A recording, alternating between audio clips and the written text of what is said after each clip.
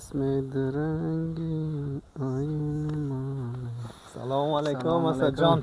جان ایام شریف عید عید مبارک. هدایت بخیر هستی جان جورت.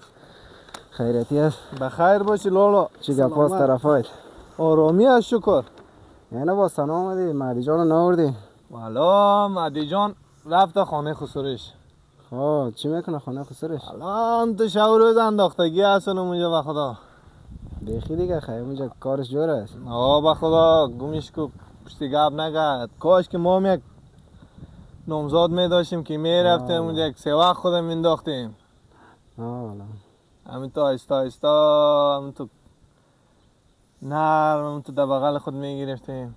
همین تو کش می کردیم آیستا آیستا یک چکر می رفتیم ای سو سو ای گمش کو دیگه. حالی نگفتی چی رو میگیری آیستا کش کده نرم چی گفته رایستی تو حالا؟ اینمی گوشت نمیگم قابلی رو میگم فرنی رو میگم اینمی قیماق میگم دیگه چی بگم لالا. خب اینی تو بگو نه از اول مرد فکر ما خراب کردی بخی من میگم چی میگی تو. Diga, como? یک چاپ